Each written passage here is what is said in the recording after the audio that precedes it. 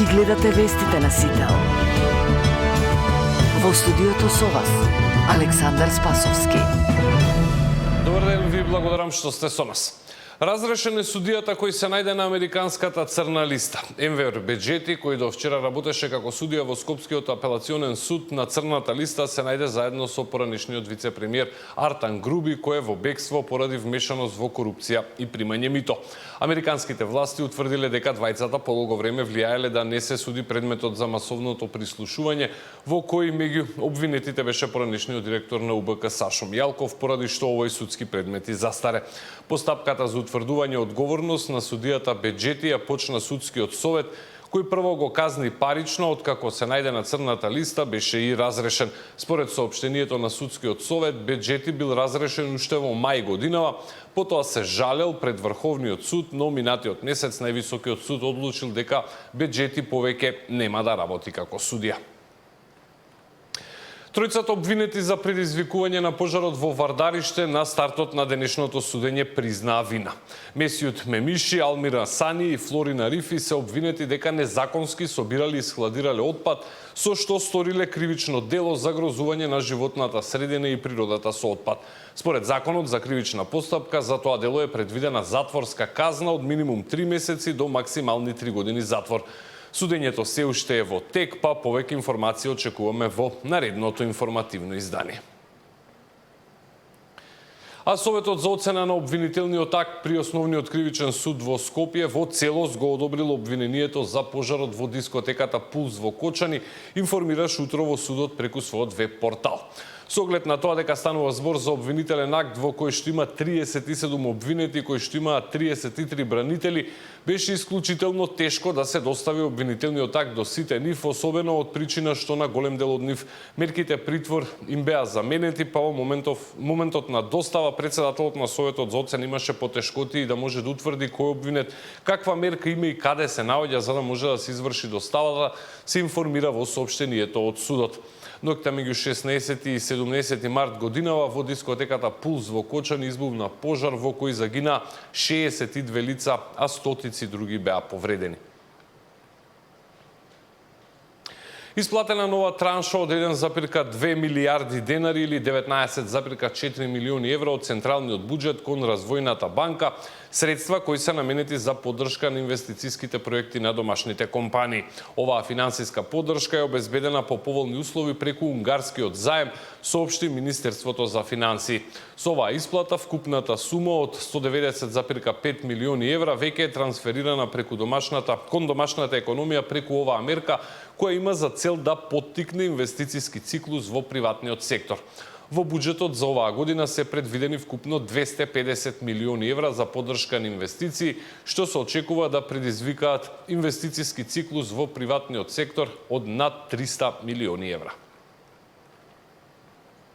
Снежни врнежи, особено во западниот дел на Македонија, предизвикуваат сериозни проблеми во нормалното одвивање на сообраќајот. Најкритично е на Стража и кон Маврово, каде повремено се воведуваат и забрани за движење на тешки товарни возила. Снегот кој наврна во Маврово натежна на дрвјата кои паѓаа на патот, поради што надлежните служби цела ноќ работат на нормализирање на сообраќајот и чистење на коловозите. Според управата за хидрометеорологија, утрово најстудено било на Попова шапка, каде биле измерени минус 4 степени, а во текот на ноќта навеале и 26 сантиметри снег. Во Маврово утрово се измерени минус 2 со 12 сантиметри снег, а во Лазарополе наврнале 16 сантиметри. На југот од Македонија регистрирани се значителни врнежи на дожд. Во Струмица наврнале 52 литри, а во Гевгелија 51 литро. Во Скопје се регистрирани 47 литри дожд. Детали за временската прогноза ќе имаме веднаш по овие вести. Приватните превозници од понеделник ќе возат редуцирано ако не добијат пари од ЈСП. Директорите на трите фирми велат дека ЈСП им должи 170 милиони денари, од кои доспеан долг е над 90 милиони. Се пожалија дека 6 месеци возат без пари. Првиот човек на јавното сообраќајно предпријатие пак тврди дека долгот не е толку голем и ги обвини превозниците дека манипулираат со граѓаните. ЈСП кога остана без нафта, дали ги повлече автобусите? Ги повлече, немаше автобуси, така исто е ке нас. Ако бед не ни се уплати, ние без пари не можеме да продолжиме да возиме. Значи ние ќе чекаме стрпливо до понеделник, нека ни известат. Ако има пари, ние ќе продолжиме да возиме. Ние никогаш не сме правиле проблем за таа работа.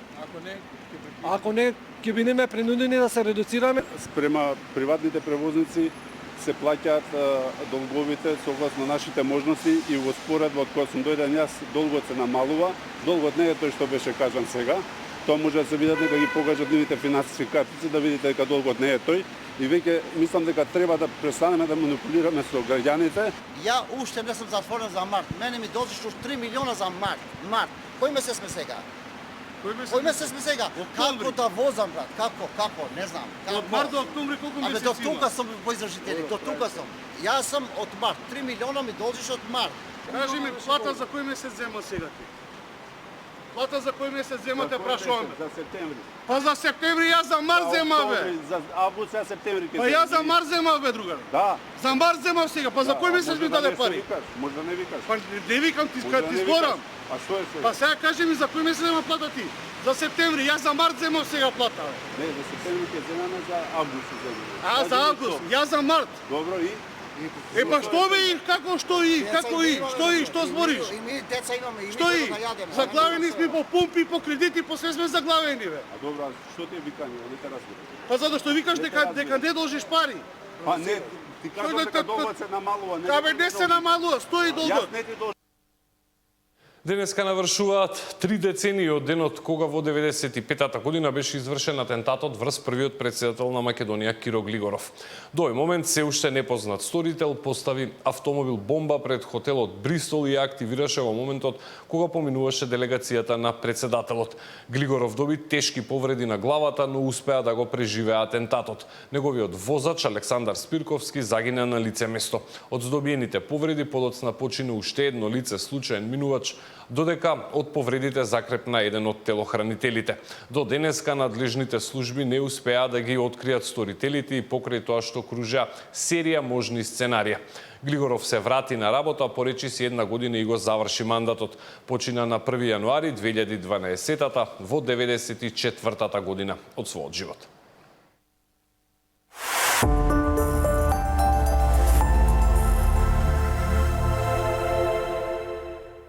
Продолжува представувањето на програмите на кандидатите за локалните избори низ државата и денеска на 5-тиот ден од кампањата.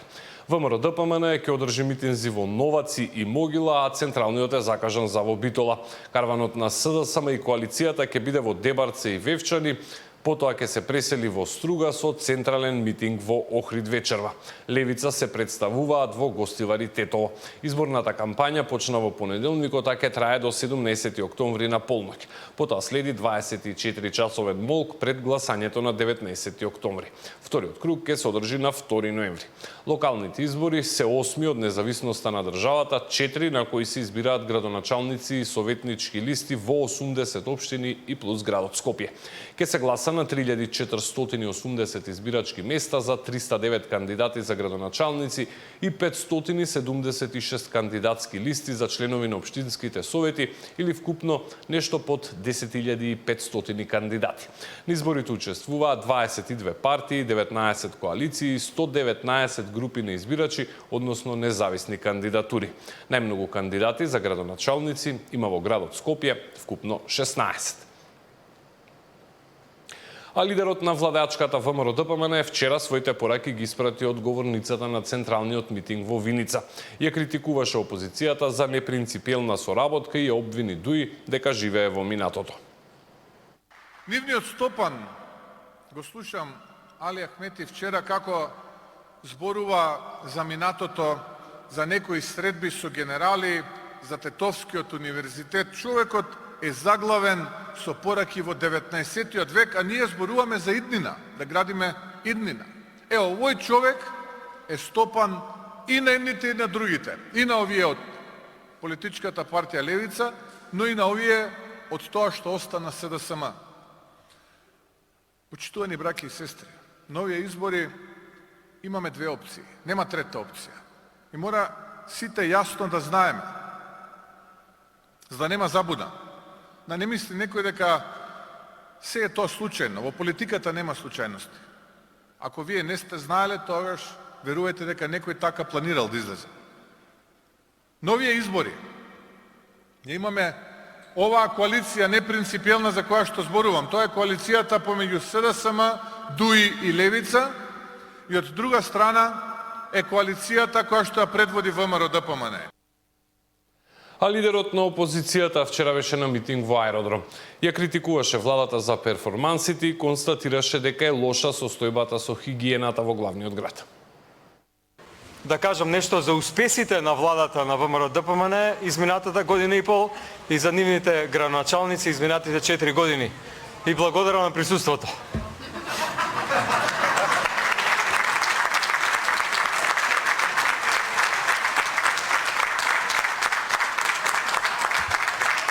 Пред 2 дена бевме тука во аеродром.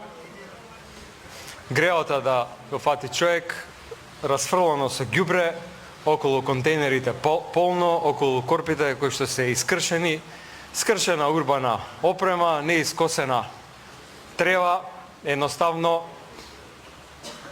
невозможно да се живее во една општина. Не можам да сватам како може истиот градоначелник да ја бара довербата, сега откако покажа и докажа дека ништо не може и не знае да сработи. Прво беше Тимчо, па извега. Се што зема со него беше фирмата која што прво ја донесе тука да гради, па ја однесе во МНР, и сега неговиот наследник кој што ги продолжи истите пракси. Таков човек не заслужува реизбор. А кандидатката на СДСМ за скопски градоначалник Каја Шукова утрово беше во Скопски Бутел.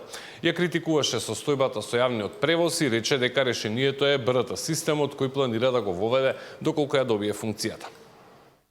Чекаат со часови, се возат во пренатрупани автобуси и многу често доснат на своите работни места. Ова не е само транспортен проблем. Ова е секако проблем кој што влијае и врз социјалната, здравствената и економската компонента, бидејќи Бутел на овој начин станува маргинализиран и урбано недостапен за граѓаните и на Бутел, меѓутоа и за другите граѓани на Скопје. Она што го ветуваме, БРТ системот секако ќе го подобри транспортот и во овој дел на градот, односно во општина Бутел. Зборувавме деновиве за БРТ линијата. Има 2 линии. Бутел ќе биде опфатен со линијата север-исток. А кандидатот на ВМРО-ДПМН за скопски градоначалник Орце Ѓорѓиевски својата изјава во моментов ја дава во Скопски чаир. Имаме дели од неговите пораки. Првиот и најзначаен проект за оваа општина е изградбата на булеварот Цветан Димов.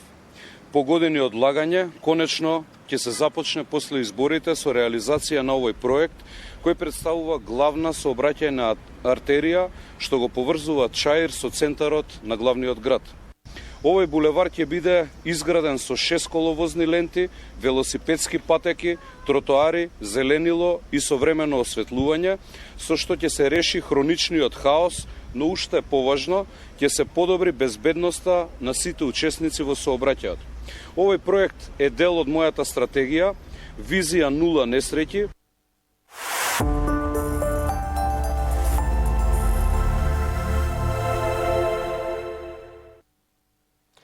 Нашиот штипски дописник јавува дека текстилните компании во овој град се соочуваат со проблеми, поради што неколку веќе затвориле, а работниците ги изгубиле работните места. Синдикатите апелираат на предпазливост и на потребата од модернизација на производството за да се опстане на пазарот. Трајан Ристовски.